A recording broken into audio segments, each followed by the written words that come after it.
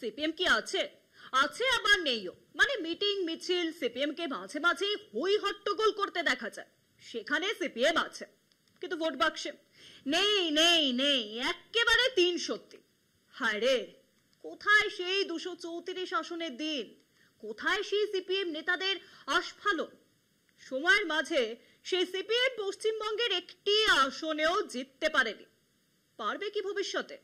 রাজনৈতিক মহল কিন্তু কোনো রকম ভাবে সিপিএম এর উপর আশা রাখছে না। সামনেই বাংলার বিধানসভা নির্বাচন। বাংলার রাজনীতিতে এখন আসল লড়াই তৃণমূল আর বিজেপির মধ্যে। সেখানে তৃতীয় শক্তি হিসেবেও কাউন্ট কিন্তু হচ্ছে না সিপিএম। কিন্তু কেন? CPM K party of the past কেন বলে অনেকেই? কেন ভাবে যে ভূতেরও ভবিষ্যৎ আছে কিন্তু সিপিএম এর কোনো ভবিষ্যৎ নেই? এই চ্যালেঞ্জের মোকাবিলা কিভাবে করবে সিপিএম, সেটাই এখন দেখার। সবকিছু ঠিকঠাক থাকলে বাংলার বিধানসভা ভোট হবে 2026-এর এপ্রিল মে মাসে।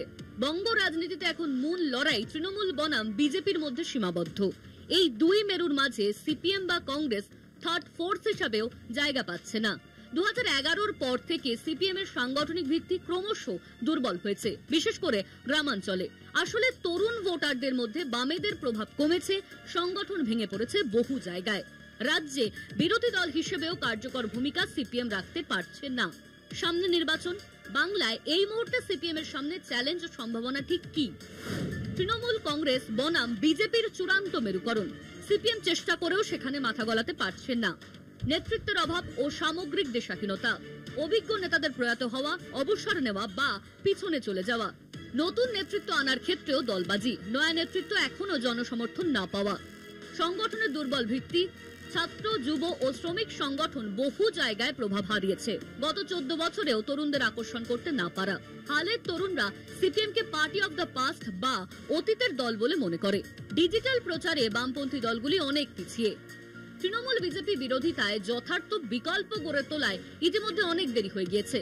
আরো একটি বিধানসভা নির্বাচন বাংলার তোড়গোড়ায়। সিপিএম একটু এগিয়েছে কি? বঙ্গে এমন ভোটার বহু আছেন যারা তৃণমূল বা বিজেপি কাউকেই সমর্থন করতে চান না।